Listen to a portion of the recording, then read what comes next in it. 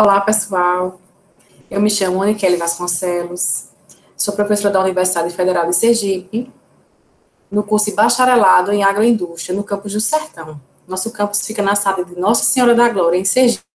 E eu quero agradecer, primeiramente, o convite para conversar sobre as PANC, mais uma vez. Falar sobre as PANC, né, é falar sobre o nosso trabalho aqui na universidade. Então, fico muito contente, né, com o convite de vocês e cheia de alegrias. Muito obrigada mesmo pelo convite. E o título da nossa palestra hoje é PANC Nossa de Todo Dia. Esse nome surgiu do nosso projeto, né? Iniciamos o projeto, e como nós queríamos trazer a PANC para todos os dias da nossa alimentação, então nós colocamos o nome do projeto de PANC Nossa de Todo Dia. Então vamos lá falar um pouco sobre elas.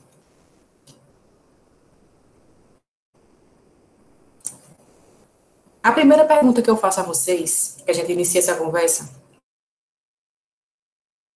que, né? Tá todo mundo falando sobre as PANC, mas por que a gente está falando sobre as PANC hoje? Né? Vou ilustrar para vocês que as PANC estão na nossa vida há um tempão. Quem é que já ficou embaixo de um pé de castanhola, esperando a castanhola cair? Né? Ou então jogando o chinelo para tirar a castanhola, né? E depois quebrar e tirar a amendozinha de dentro. Quem é que já tomou mastruz com leite? Seja para gripe, seja para ficar forte, porque a mãe dizia que trazia imunidade. Quem é que nunca foi para a feira e comprou esse colar de coquinho? Eu sou de Campina Grande, e na feira de Campina Grande tinha esse colar de coquinho, minha mãe chamava de colar de coquinho catolé. Então, todos os sábados, quando ela ia para a feira, nós ficávamos ansiosos, esperando ela chegar com o nosso colar de coquinho. Então, era algo, né, que na nossa época estava sempre à disposição. Né, e a gente saía lá, né, desfilando com os nossos colares de coquinho. E sempre foi uma delícia. Então, é exatamente sobre isso que eu estou falando. É que as PANC estão ao nosso redor. As PANC sempre estiveram dentro daquilo que a gente já trabalhou, do que a gente já viveu. É só a gente relembrar, é só a gente trazer para a memória quantas comidas, quantas frutas, né? Quantas folhas a gente já comeu em um momento e que hoje elas não estão mais para a gente, né? Elas não estão mais fáceis de se encontrar. Então, por isso que falar sobre as PANC é importante, né? Para que a gente reconheça que essas plantas sempre estiveram ao nosso redor. Bom, mas aí, professora, o que é que significa PANC? O que são essas PANCs, né? Elas são plantas com potencial alimentício que foram substituídas ou caíram em desuso pela população. Exatamente isso que a gente está falando, né? Nós conhecíamos, nós utilizávamos, mas agora ela está em desuso, né? Muitas vezes porque a nossa alimentação se tornou algo em que a gente vai no mercado, né, e de lá a gente tira a nossa alimentação, ou a gente traz já algo pronto, ou pede pelo delivery, né? Então acaba que essas plantas elas começam a ser substituídas, né? Pelo nosso corre-corre, a tendência é que a gente busque vegetais que sejam mais rápidos, né? Que já estejam semi-prontos. Além disso, as PANCs elas possuem uma ou mais partes de plantas, né? Que podem ser diretamente utilizadas na alimentação humana. Então, pode ter mais de uma parte. Por exemplo, existe a banana, né? E a banana já é uma planta convencional, mas a casca da banana não é convencional, né?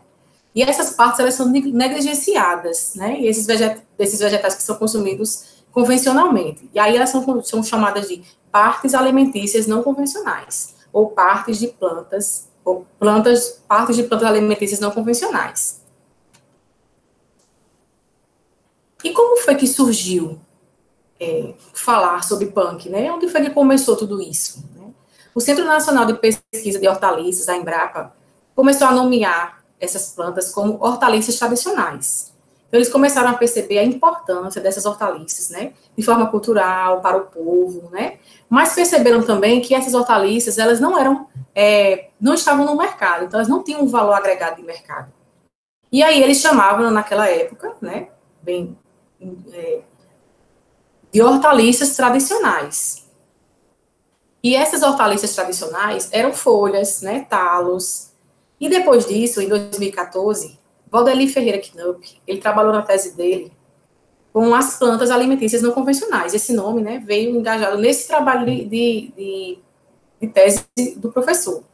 Então, ele saiu das hortaliças tradicionais apenas e começou a trabalhar com o termo punk, né, que referia-se a frutos, raízes tuberosas, brotos, flores, tubérculos, talos, folhas, sementes, né, bulbos. Então, saiu apenas do nome hortaliça tradicional para abranger muito mais vegetais, né?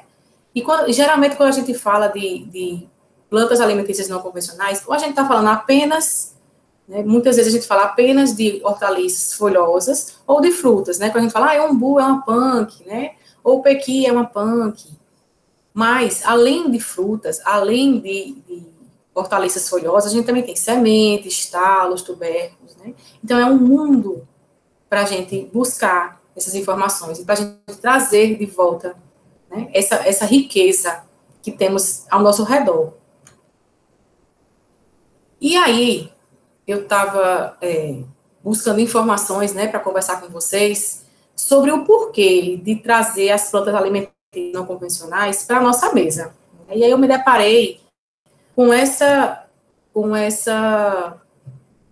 esse artigo, né, do Escritório Regional da FAO para a América Latina e o Caribe. E a notícia maior era que a ONU informa que a fome na América Latina e no Caribe pode afetar quase 67 milhões de pessoas em 2030. E essa notícia não é notícia antiga, né? É notícia agora de 13 de julho de 2020. E aí, além disso, né, nesse mesmo artigo, ele fala que essas projeções não consideram o impacto que a Covid trouxe, né? Então, estima-se que esse problema da fome será ainda mais urgente, né, quando foram contabilizados esses efeitos da pandemia na segurança alimentar, né? De saber que vai existir alimento para a população. Essa é a busca, né, a tentativa, né, de trazer à luz essa resposta. E dentro desse mesmo contexto, né, a FAO e o CEPAL, ele diz assim, milhões de pessoas podem cair na extrema pobreza e podem passar fome em 2020 na América Latina e Caribe devido ao impacto da pandemia. Então, é muito grave o que a gente está falando, né? É algo que, de fato, preocupa, né? Já que a gente está falando de faltar alimento na mesa. A gente já convive com esse cenário, né? A gente conhece espaços, a gente sabe que a alimentação também é política, né? Então, é algo que a gente tem de conversar realmente sobre isso. E tá aí, são dados, né, dados da ONU, não foi criada por mim, né, eu fui buscar essas respostas para essas perguntas, e é, de fato, uma preocupação, e essa preocupação é uma preocupação que a gente tem que trazer para aqui, para agora. Longe de mim dizer que as PANC vão resolver esses problemas, não é exatamente isso que eu quero dizer, entende? Eu estou querendo dizer que as PANCs, elas podem contribuir para minimizar esses efeitos que vão vir, né, que eles vão chegar. Bom, e por que eu digo isso, né? Porque aqui no nosso país, no Brasil, nós temos um potencial alimentício imenso, né? O Brasil é um dos países mais ricos em biodiversidade.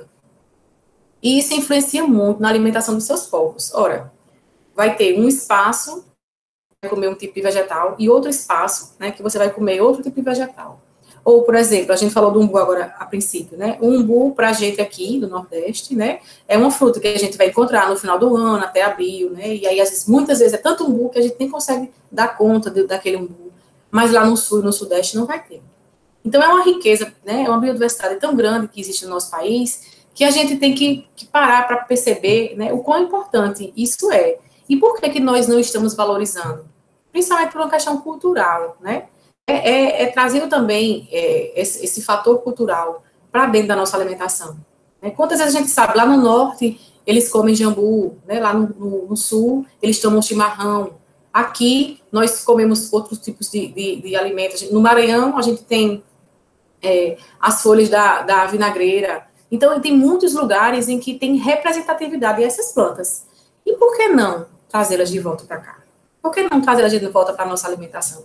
Né? Com toda a importância que ela tem, e principalmente nesse momento em que a gente está vivendo no nosso país, no mundo, na verdade, né? Bom, e aí eu pergunto mais uma vez a vocês, como anda a nossa alimentação? Veja, 50% das quilocalorias que a gente utiliza por dia vem de 4 vegetais. São eles: soja, trigo, arroz e milho. Veja, 4 vegetais, né? A gente está dizendo que o nosso país é biodiverso, que tem inúmeros vegetais, mas a nossa alimentação, se você parar para pensar, nós temos 50% de tudo que a gente come vai ter soja, trigo, arroz e milho. É bem monótono, né? 90% dos alimentos consumidos vêm somente de 20 tipos de vegetais. 90% vem apenas de 20 tipos de vegetais.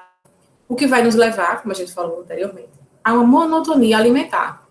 Né? O que é isso? É uma alimentação monótona, chata, né? Em que a gente se acostuma, que a gente se adapta, todo dia feijão, arroz, macarrão e carne, feijão, arroz, bife, batata frita, né? Então, a Coordenação Geral de Políticas de Alimentação e Nutrição do Ministério da Saúde, ela preconiza que uma alimentação preconiza-se ter uma alimentação variada, né? Evitando essa monotonia alimentar, que limita o acesso de todos os nutrientes necessários a uma alimentação adequada.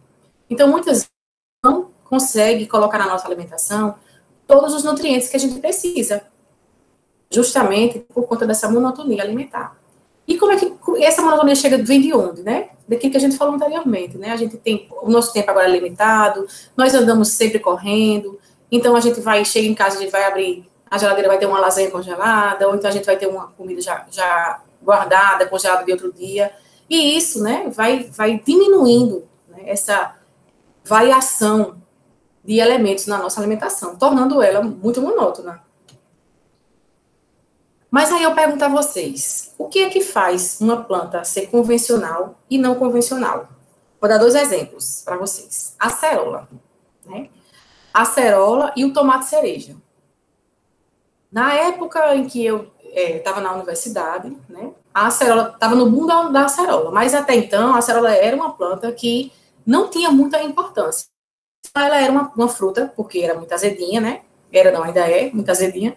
Então, ela era encontrada, né, nas matas, mas que ela não tinha uma importância, ela não era dada importância para ela. Da mesma forma, a gente encontra os tomates cerejas, né? Como eles crescem de forma rasteira, se não for tutorado, né? Então, a gente vai sempre encontrar esses tomates cerejas no chão. E eles eram, as 2 plantas que eu estou mostrando para vocês agora, são plantas não convencionais. Né? Isso falando há um tempo atrás, porque as pessoas convencionalmente não comiam. E o que foi que tornou, professora, essas plantas não convencionais, hoje elas serem convencionais? O mercado. O mercado tornou essas plantas convencionais. Hoje a gente encontra polpa de acerola, a gente encontra geleia de acerola. Já temos acerola de várias formas, né? Além de produtos doces e salgados, né? E o tomate cereja a gente já tem extrato de tomate cereja, já vende a bandejinha de tomate cereja, que não é barato, né? Mesmo a gente ainda encontrando tomate cerejas pelo chão, né? A gente encontrando acerola em todos os lugares, mas esses produtos hoje, eles têm uma valorização. Então, o que torna uma planta convencional e não convencional é o mercado. Então, qual é a intenção? Além, né, de nós voltarmos às nossas origens. É de, além de voltarmos às nossas origens, mostrarmos ao mercado que essas plantas, né, que outrora eram não convencionais, elas podem se tornar convencionais. E quais são os benefícios dessas punk, né? Eu sei que vocês já devem ter escutado falar sobre elas, inclusive eu mesma sempre converso, né, sobre as punk, tenho o maior orgulho de participar dessa pesquisa com as punk, sempre. Adoro, né, faz parte realmente da minha história trabalhar com as punk. Então, quais são esses benefícios das punk, né? Vocês devem saber que muitas vezes a gente chama eles de comestíveis, né? A gente chamava eles de mato, de inso, de erva daninha, ervas espontâneas, né? Tem vários nomes para essas punk, né? Em que agora eu sempre peço aos meus alunos para chamá-las de, pelo menos, de ervas espontâneas, né? Para se sentirem mais simpáticas. Mas se puder chamá-las de punk, né? Aquelas que são alimentícias, né? Então vamos chamá-las de punk. Então, dentre esses matos comestíveis, diversos estudos etnobotânicos apontam que essas plantas são consumidas há séculos, que é isso que a gente vem falando, né? E estudos laboratoriais reforçam que, de fato, são comestíveis e muitas vezes mais nutritivas do que as hortaliças consideradas convencionais. Existem poucos estudos, né? Na verdade, os estudos estão iniciando agora, a gente já está andando, né, para que esses estudos eles comecem a ser feitos, para que a gente consiga entender qual a composição nutricional dessas plantas, né, e trazer para a nossa alimentação. E deixá-las transformá-las elas em não convencionais, né, para convencionais. Quais são esses benefícios, né? A sua produção é praticamente gratuita, por ela ser uma erva espontânea, né? Ela vai envolver apenas o trabalho de sua coleta. Por ser uma erva espontânea, a gente vai encontrar ela no mato, né, no terreno, na roça, no sítio, enfim, na cerca. Pode aumentar a renda do agricultor, né? Se ele leva essa planta para vender. Veja que a intenção não é exatamente falar sobre renda, né? É falar sobre trazer para a mesa. Mas nada impede, né, que se o agricultor levar para vender na feira, né, ele tem alguma renda. Nada impede, né? A proposta é exatamente começar a se alimentar. Então, se eu tenho na minha terra, né, alguma punk, por que não levar para a feira? Né? Por que não começar a investir nisso? Muitas vezes também tem um preconceito das pessoas, né? Ah, eu não vou levar esse mato para vender. Ah, esse mato todo mundo tem. Mas quem sabe, né? Fazendo a propaganda do negócio, né? Mas esse aqui é bom para isso, esse aqui tem vitamina C, né? Essa planta aqui é ótima, já fez um guia de planta. Então, é assim que a gente vai começar, né? Fazendo essa difusão pouco a pouco. Além disso, elas são tolerantes a intempéries climáticas, são rústicas e adaptáveis, né? Tanto que elas nascem espontaneamente em calçadas, né? Em vincos de calçadas a gente encontra essas plantas. Às vezes na lama da calçada a gente encontra essas plantas, né? Então elas são, de fato, tolerantes, né? A essas intempéries, né? E são muito rústicas e, além do mais, adaptáveis. Sua manutenção na horta está alinhada com as práticas agroecológicas, né, que vai reduzir a necessidade de capinas, vai aumentar a diversidade total em cultivo, vai favorecer a vida do solo, né, porque vai ter várias espécies ali. Vai evitar áreas de solos expostos ao sol, né, que ela vai sombrear.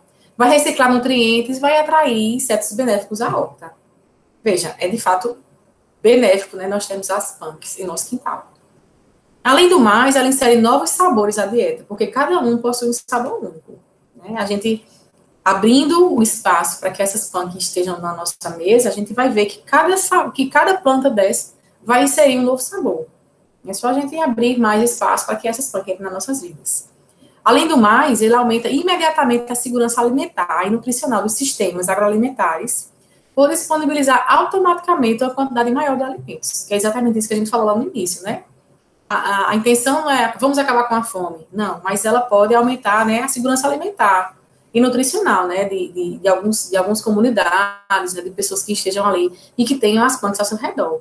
Então, essa, de fato, é a intenção, né, aumentar a segurança alimentar. A gente não está falando exatamente em acabar com a fome, mas sim em trazer essa opção para a segurança alimentar da nossa comunidade, né, que é muito importante.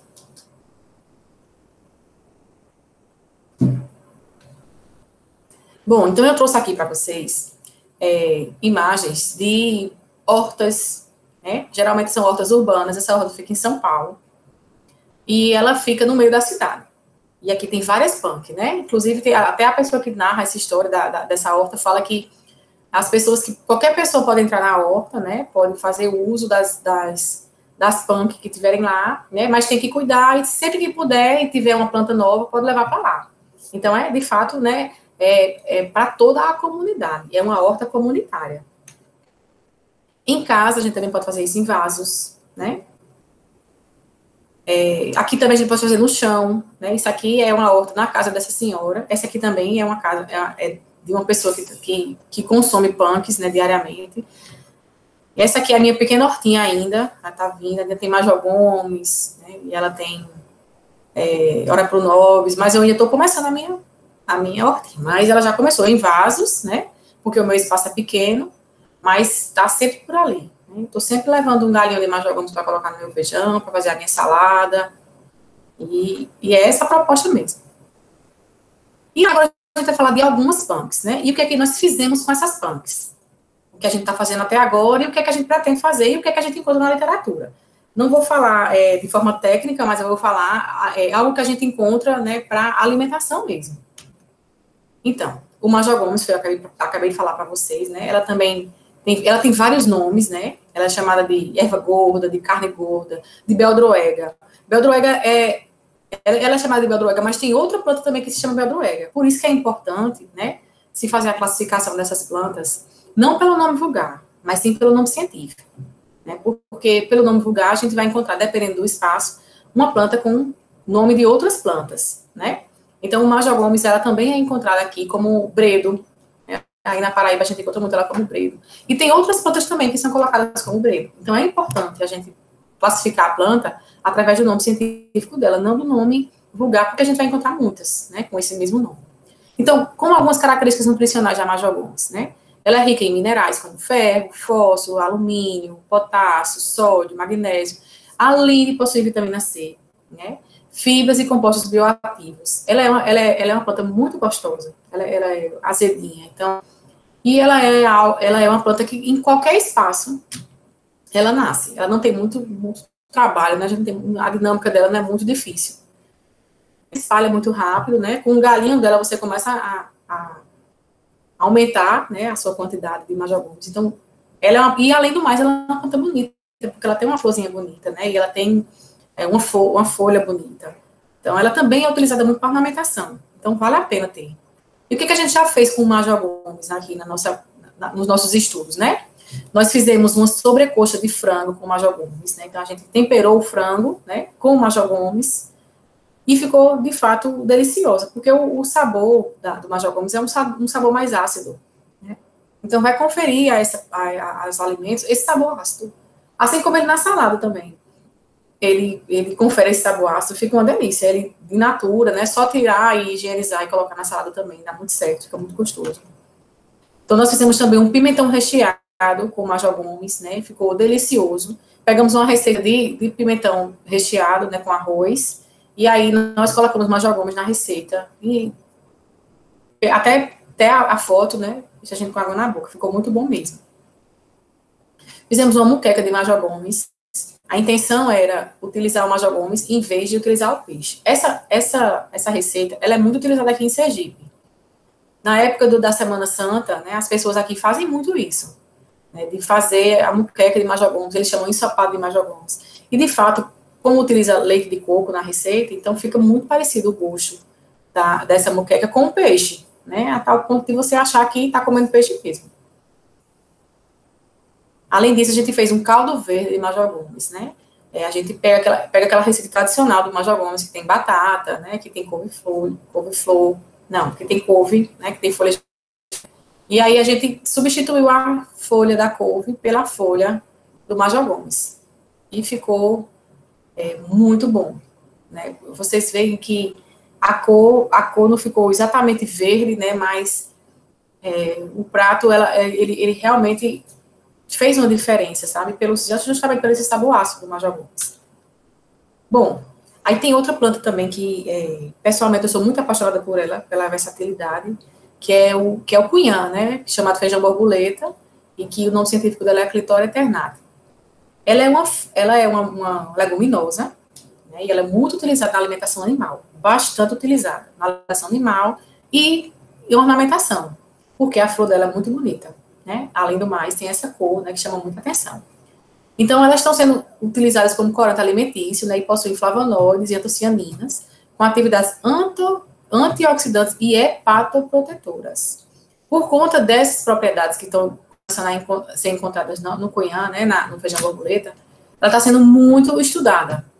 Né? E, além do mais, essa cor dela leva ela está sendo muito levada para a questão gastronômica, né? Então, a gastronomia está vindo atrás dela, né? Para colorir os pratos. Então, a gente fez até agora com ela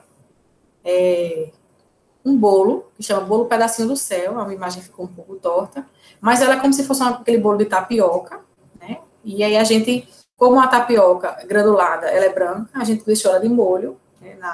E um chá, primeiro a gente fez uma infusão, né? E depois a gente deixou de molho com um chá do feijão borboleta. E ficou azul, ficou um azul lindo, né? Então, até agora, a gente fez isso. A gente tentou fazer um arroz também, mas acabou que não esperamos o tempo suficiente e ainda não deu certo, mas já vemos na literatura que dá certo sim. É tanto que a gente já encontrou tanto arroz, né, que é esse primeiro prato, a gente já encontrou pães feitos também com feijão borboleta, bebidas, sejam elas alcoólicas ou não.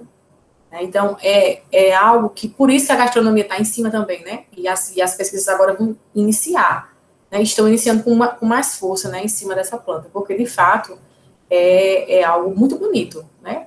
Não só para os olhos, né? A gente sabendo que elas têm uma quantidade de antocianinas que também ajuda, né? Que também traz benefícios à saúde. O hibisco, eu acho que muita gente conhece o hibisco, né? Ela teve um boom aqui no mundo, no Brasil, principalmente para ser utilizada para, como ela é diurética, né? Muita gente utiliza o chá para crescer, né? Então, primeira contato que eu tive com a planta foi com essa intenção, né? Que o chá era bom para emagrecer, e depois a gente começou a ver que a cor dela, né? É uma cor que faz uma diferença muito grande nos pratos, né? Na região norte do país, ela é conhecida como vinagreira, porque ela tem um sabor muito ácido, né? E eles utilizam as folhas, que essas folhas são vendidas como hortaliça folhosa, né? E aí eles colocam no arroz, lá eles chamam até arroz de puxar. Né? Eles colocam essas folhas no arroz, né? E às vezes nem temperam para evitar o sal, justamente por conta do sabor ácido que tem essas folhas, né? Por isso que chama de vinagreira. Além do mais, essa planta é rica em vitamina C, em antocianinas, beta-caroteno, licopeno, né? Vocês vão encontrar inúmeros trabalhos, né, na literatura, né, na internet, falando sobre a importância de se estudar o hibisco, né? E os cálices secos dela, né, que são utilizados para geleias, sucos, picolés, e principalmente para chás, né? Foi assim que chegou o boom, né, do hibisco aqui no país, através desses chás. A gente já fez, quando eu falo a gente, meu pessoal, nós, o projeto Punk Nossa de todo dia, né, que a gente vem sempre trabalhando algumas receitas, sempre que tem oficinas, sempre que a gente faz um mini curso, a gente tenta trabalhar receitas diversas, né, e com o hibisco nós fizemos uma tapioca, né, e aí a gente coloriu a goma da tapioca, né, com o chá do hibisco, então fizemos a infusão desse chá e colocamos junto com a goma de tapioca, né, e ela não confere muito sabor, sabe, mas ainda assim ele dá uma acidificada maior na tapioca. Fica muito bonita, fica muito apresentável, né? Fizemos também uma calda de hibisco, que ficou fantástico, né? Assim, um bolo, foi um bolo normal, um bolo branco, né? Um bolo de trigo que nós fizemos.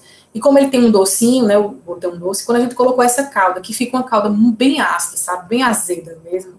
Ficou fantástico, né? Essa relação entre doce demais e o ácido, né? Da calda. Então, ficou uma delícia mesmo. É algo que não é difícil de fazer, né? Nós fizemos uma infusão de açúcar e esperamos o ponto, né?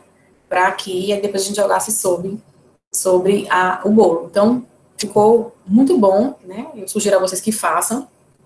Essa calda também pode ser colocada em sorvete, a gente também já colocou em sorvetes, né? Já testamos em iogurtes e também fica muito bom. E na literatura a gente encontra macarrão, por exemplo, né? O macarrão, ele foi pigmentado, né? Ele foi dado a cor vermelha do hibisco. Tem picolés de hibisco. Então, na literatura, a gente vai encontrar várias outras receitas, né, que é feitas também com essas plantas. Por isso, fazendo para vocês, para mostrar que as pessoas já estão descobrindo, né? E a gente está nesse boom da alimentação saudável, né? De trazer para casa produtos naturais, sem usar agrotóxico. Então, as punk, elas entram também nesse ponto, né? A gente não precisa utilizar agrotóxico, elas são plantas que estão ali, que elas nascem espontaneamente, então não necessita de colocar agrotóxico, né, enfim. Então, ela está sendo trazida para a nossa alimentação agora também por esse motivo. Então, tem inúmeras pessoas que estão trabalhando com esses pratos, né. O sorgo. Vejam, o sorgo, eles fazem... Nesse momento, a gente está trabalhando o nosso projeto com o sorgo, né, então estamos trabalhando várias receitas, principalmente de farinha. A gente quer obter as farinhas para que a gente utilize a farinha do maior número de produtos panificáveis. Para isso que a gente está testando, né, as formas de obter essas farinhas, né? Mas vejam que curiosidade, o sorgo é o quinto cereal mais importante no mundo. Mas aqui no Brasil, praticamente não há consumo de sorgo na alimentação humana. Ele é muito utilizado, mas apenas nas rações animais. Então, chegou a hora também, né, da gente pedir aos animais para dividir com eles um pouco desse sorgo, né, para levar para a nossa mesa, fazer as nossas farinhas, né? E até consumir, assim, o grão inteiro mesmo, né? Então, tem características de interesse em nutrição e saúde humana, são descritas que são necessidades de sorgo, né, como a presença de amido resistente, de fibra, diversos componentes bioativos, né, que são bastante desejáveis na alimentação humana. Então, vale a pena mesmo a gente trazer o sorgo para a alimentação, né? Agora, ele está sendo o meu carro-chefe. Esse ano, a gente está trabalhando com o sorgo, né, muito enfaticamente, para ver como é que a gente vai fazer produtos panificáveis. A intenção é essa, mas a gente também quer utilizar sorgo em receitas de forma in natura. Então, até agora, que algumas receitas que a gente fez, nós fizemos o bolo de banana com farinha de sorgo e fizemos uma salada de sorgo, né? Para isso, a gente teve que pegar o grão de sorgo, né, e ferver em água. Primeiro, a gente deixou de um dia para outro, 12 horas mais ou menos, dentro da água, para que ele amoleça, porque ele é muito firme, né?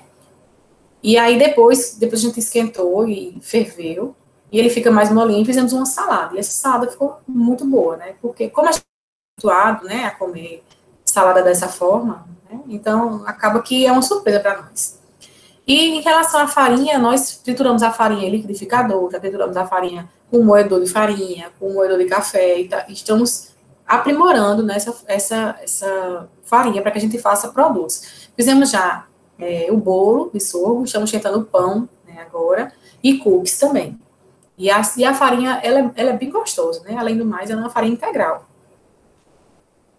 Mas na literatura, nós encontramos já pão de sorgo, né? Nós encontramos a pipoca do sorgo, né? Que esse grão, né? Quando ele é esquentado igual milho de pipoca, né? Ele também vai fazer a pipoca de sorgo. Ele fica uma pipoca bem menorzinha em relação à pipoca de milho, né? Mas também é muito gostosa. Então, a gente tem opções, né, para trazer o sorgo para a nossa alimentação.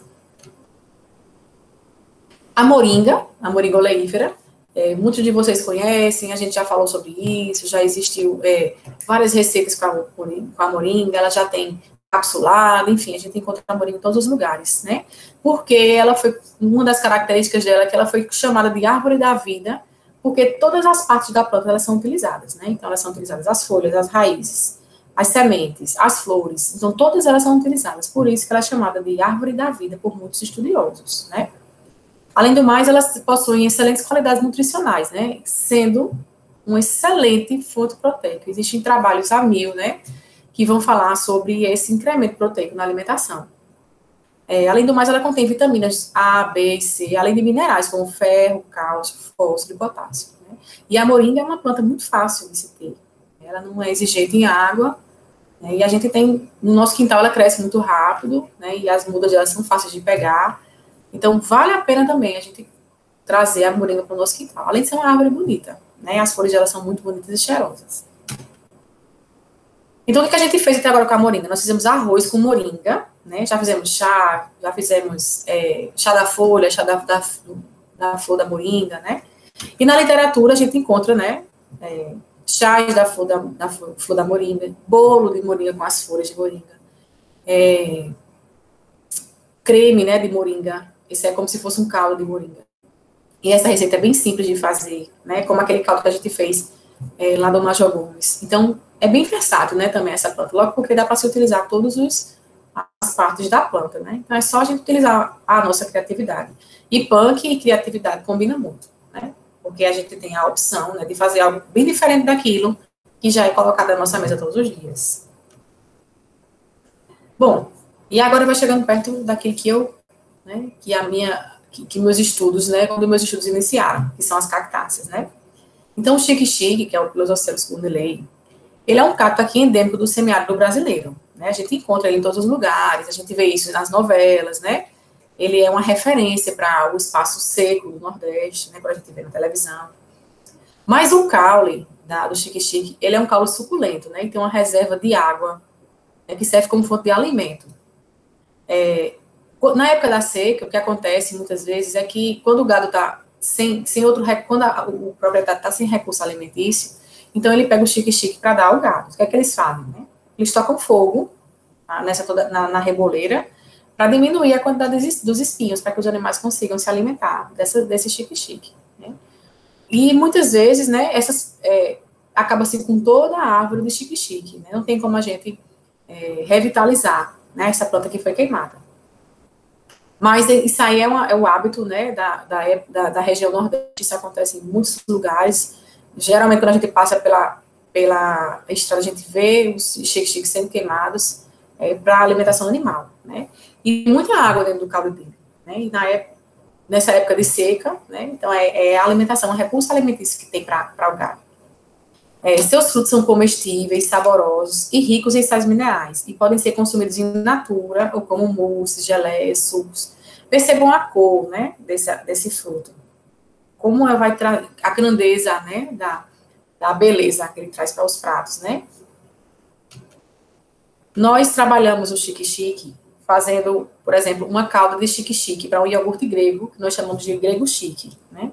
Então, fizemos uma calda e colocamos sobre o iogurte, né? E para fazer análise sensorial, isso foi um TCC de uma aluna nossa aqui.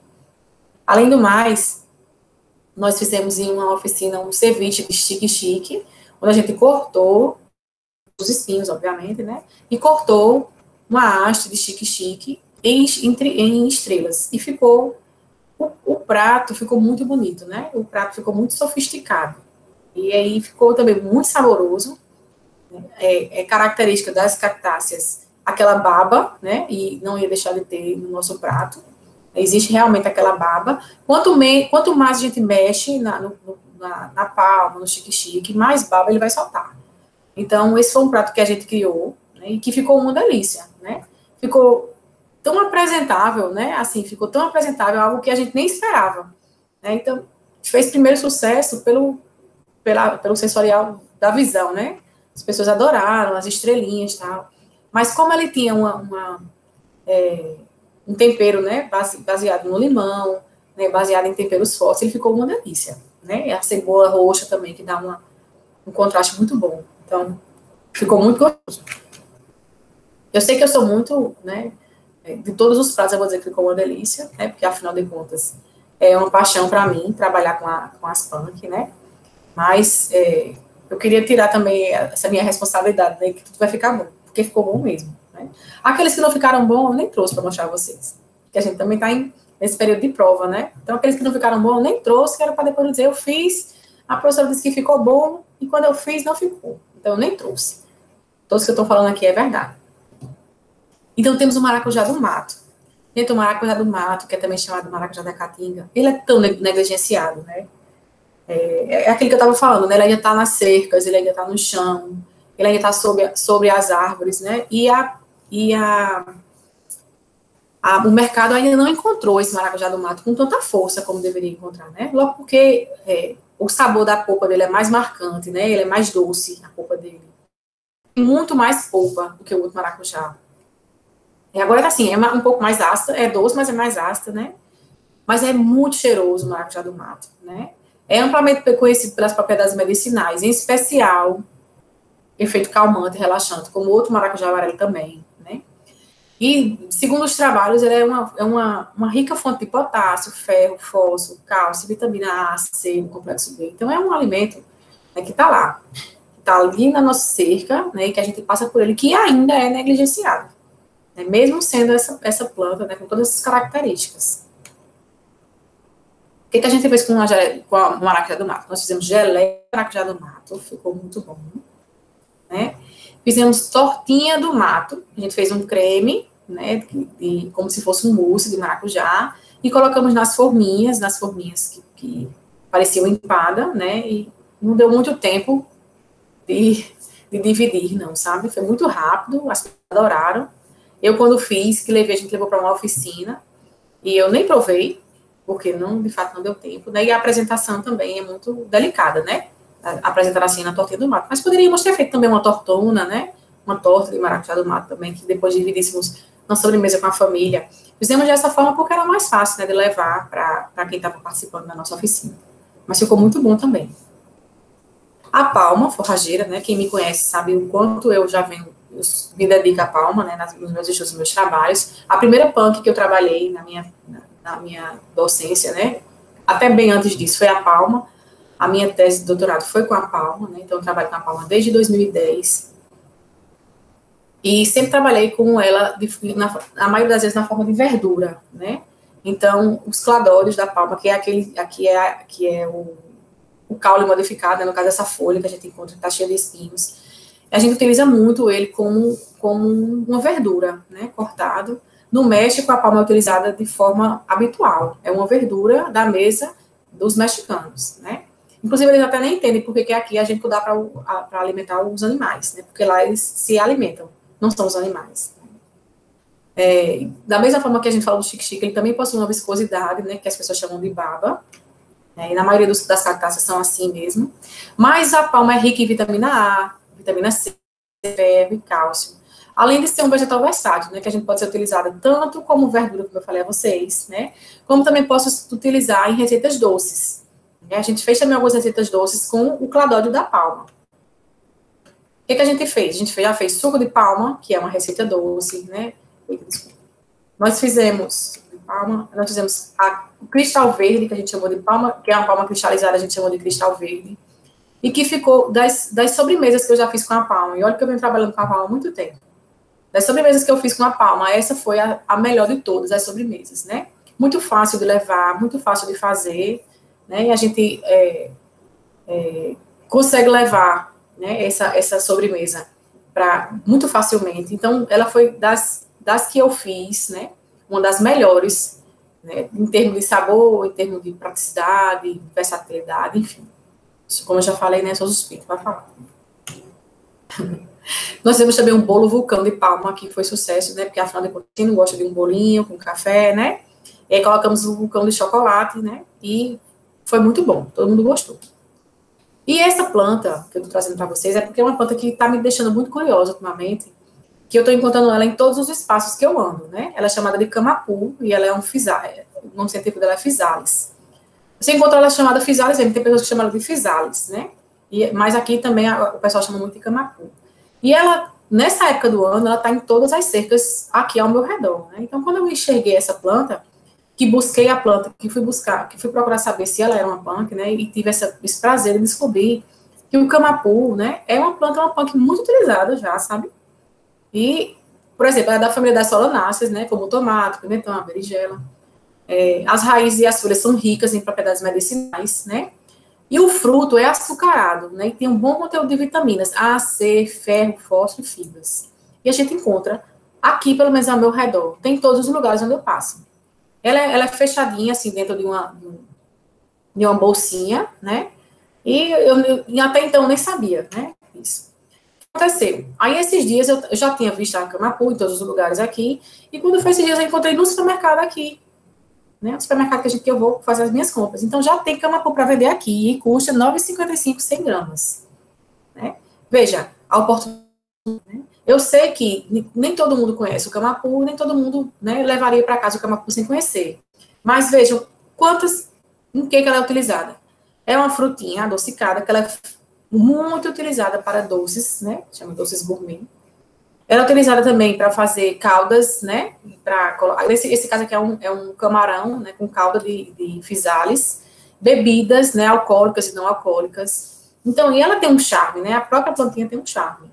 Então, é uma planta que está me chamando a atenção, né? Como eu falei para vocês. Por isso que eu resolvi trazer para vocês olharem ao redor de vocês e perceberem, né? Se essa planta também está por aí.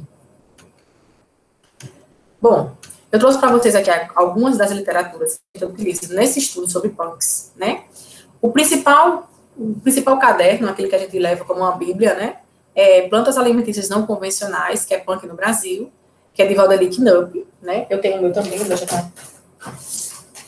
já tá cheio de onde eu vou passando, vou pegando as plantas, vou trazendo para classificar.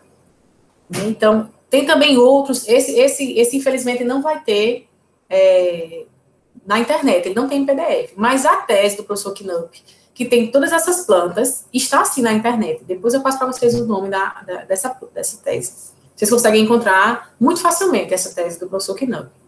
Né? Então, tem também outros trabalhos, né, em PDF, como, por exemplo, esse guia prático de punk, que ele é muito bom, né? Manual de produção de hortaliças tradicionais, que eu estava falando para vocês, né, que no início, o nome de tudo deu início com hortaliças tradicionais, né, da Embrapa. Então, hortaliças não convencionais da EPAMIG, que é lá de Minas Gerais, eles trabalham muito com punk lá, né? Aí, nesse mesmo, aí tem hortaliças não convencionais, saberes e sabores, que são as receitas. Aqui, no primeiro, ele fala sobre as hortaliças, e aqui ele coloca algumas receitas, a EPAMIG, né? Tem esse manual de hortaliças não convencionais também muito legal, né? Esse aí é do Ministério da Agricultura. Então, veja, todos esses que eu falei para você, com exceção do primeiro, eles são encontrados na internet. Esse também me chama muita atenção, que são plantas alimentícias não convencionais. Então, essa autora trabalha muito a questão agroecológica, né? E me chama muita atenção. Então, todas essas literaturas, elas são encontradas na internet, né, em PDF. Apenas o primeiro, que não, mas a tese do professor que está assim, na internet. Então, tem várias referências para vocês, né? E, além disso, existem vários sites, né, assim como também mídias sociais. Então, eu sigo vários, né? Por exemplo, só alguns para vocês, né? Que Punks do Brasil, que é uma empresa, a Punks do Brasil é uma empresa, né? A primeira empresa do Brasil a beneficiar as punk, né? Então, se vocês quiserem dar uma passadinha lá e ver quais são os produtos que eles já fizeram com algumas punk, né? Muito legal. Tem a Punklândia, que é bem legal também. O Viva Agroecologia, desculpa, ficou lá atrás, né? Nossa. Ele é um projeto, Viva Agroecologia, né? Que fala sobre essas hortas nas escolas. Então, vale muito a pena também na Viva Agroecologia. Matos de Comer, também é muito legal. Eita, esse aqui não deu para ouvir. Bom. Mato no Prato. Acho que esse último aqui era o nosso. Esse que ficou escondidinho aqui é o nosso, que é Punks Nossa de todo dia. Se vocês quiserem dar uma olhadinha, chama Punks do Sertão. Punk Sertão, né? @ Punk Sertão. Mas está lá no finalzinho, eu coloquei para vocês a nossa arroba. Mas eu digo a vocês que se vocês derem uma volta sobre as punk, né? Nas mídias sociais, vocês vão encontrar muita referência. Né, o que é bem legal. Porque significa dizer que tem muita gente já trabalhando com elas e querendo trazer a importância delas para a nossa alimentação novamente, né? Então, mais uma vez, falando sobre o nosso trabalho como iniciou, né? Aqui na UFES, nós começamos nosso trabalho, né, com o projeto PIBIC, que ele já está na terceira versão já, né? E o título dele é Agrobiodiversidade e Segurança Alimentar. Plantas alimentícias não convencionais, PANC, no Alto Sertão Sergipano. A intenção, a princípio, foi fazer um levantamento em algumas comunidades, né, de quais eram as PANC que eles utilizavam. Então, foi o nosso primeiro trabalho. Fizemos um levantamento de que PANCs eles utilizavam na alimentação, né? E aí, depois também tínhamos um trabalho de extensão, né, que chamava PANC, o intercâmbio de saberes e sabores na cultura do Alto Sertão Sergipano. A gente fez algumas mesas, rodas de conversa, sentou com a comunidade, para saber o que elas queriam aprender, né, o que elas tinham a nos oferecer. Fizemos uma grande oficina, né, e elas levaram alguns pratos de preferência delas, e a gente fez alguns também. Então, foi realmente um intercâmbio, né, de saberes e sabores sobre as PANC, né. Então, muito legal. Nosso trabalho com a PANC, aqui na UFES, começou dessa forma. Mas e aí, né, com tudo isso? Qual é a importância dessas PANC, né? A gente falou tudo isso, tenho certeza que vocês já entenderam a importância, né? Já entenderam também que eu falo de forma muito enfática, né, com amor demais, né? Mas eu quero que vocês sintam também, né, essa realidade, né, que é estudar essas plantas alimentícias não convencionais. Né? Segundo a FAO, né, esse dado é de 2009, até o ano 2050, a população mundial vai ser 9,1 bilhões de pessoas. Minha gente, 9,1 bilhões de pessoas, né? Daqui a 30 anos. Então, espera-se que até a metade desse século, a produção alimentícia tenha que aumentar 70% para que a gente consiga alimentar essas pessoas. Veja o que é que nos espera, né? Principalmente nós, que somos bacharéis em agroindústria. Né? O que é que tem para a gente nesse mercado? O que é que tem para a gente trabalhar, né? Para alimentar essa população. Né? Vamos arregaçar as mangas e vamos fazer o nosso papel de bacharéis. Né? Então, qual a importância delas? Necessitamos de um melhor conhecimento dessa biodiversidade e desses valores nutricionais. Né? Essas plantas nascem e propagam-se em qualquer ambiente, sem a necessidade de cultivo. Imagine se cultivássemos, né? Imagine se nós dessemos a ela adubação necessária, água necessária, né? O quanto é que a gente ia ter, né, no nosso quintal. Essas plantas apresentam elevado poder nutricional, bem como gosto agradável, e podem ser empregadas como uma forma de autonomia e segurança alimentar. Possui baixo custo de implementação, né, como a gente já falou, por ela ser uma planta espontânea, né, e seu resgate e valorização da alimentação representam ganhos importantes no ponto de vista cultural, econômico, social e também nutricional, considerando a tradição do cultivo. Então, é isso que eu trago como a minha bandeira principal, né? É essa valorização, é esse resgate dessa alimentação para o povo, né? De forma cultural, né? De forma nutricional, mas trazendo a tradição de volta para a mesa. E trouxe para vocês aqui, para a gente terminar essas nossas conversas, né, falando sobre o que é a soberania alimentar, né, qual o conceito da soberania alimentar, né. No Fórum Mundial sobre a soberania alimentar, que aconteceu em Cuba em 2001, o conceito geral é esse. Soberania alimentar pode ser conceitualizada ao direito real ao alimento e à produção do alimento, o que significa que todos têm o direito a alimento seguro, nutritivo e saudável, assim adaptadas à sua cultura e à possibilidade de sustentar-se. É um conceito muito claro, né? Todos nós temos direito à alimentação, né? Esse direito à alimentação perpassa não só pela política, porque a alimentação é um ato político, né? Mas pelos nossos direitos, né? A um alimento seguro, nutritivo e saudável, e que esteja, sim, adaptado à nossa cultura, né? Para que a gente possa se sentir, né, abraçado por esse conceito. Então, eu trouxe essa foto para vocês verem a quantidade de sementes, né, e de frutos, e de verduras, né, ao redor, que são punk, né, e que a gente acha, não, mas é porque a punk é só o mastruz, é só isso. Não, a punk é tanta coisa, né, que está ao nosso redor. É só a gente prestar um pouco mais de atenção. Então, a punk, ela fará parte dos novos rumos na alimentação, né, eu aposto nisso. E assim como eu, vários pesquisadores nessa área também apostam que a punk, né, vai fazer parte desses novos rumos na alimentação. E eu quero convidar vocês a participar também conosco, né, dessa busca por essa alimentação, né, que é uma alimentação mais saudável, né, uma alimentação culturalmente viável, né, e que está ali ao nosso redor. Bom, minha gente, eu agradeço muito a atenção de todos vocês até agora, né. Esse é o meu contato. Tem o meu e-mail, tem as redes sociais, a minha rede social pessoal, que é AniKelly, e a nossa rede social do nosso projeto aqui na UFES, que é Punk Sertão. Então, ficarei muito feliz em tê-los com você, tê-los na nossa rede social, para que a gente divida receitas, para que a gente divida dúvidas, né? E, mais uma vez, eu quero agradecer ao ENAG por essa oportunidade de estar conversando com vocês sobre esse tema, né? Sobre esse tema de punk na alimentação humana. Então, um grande abraço a todos. Mais uma vez, muito obrigada.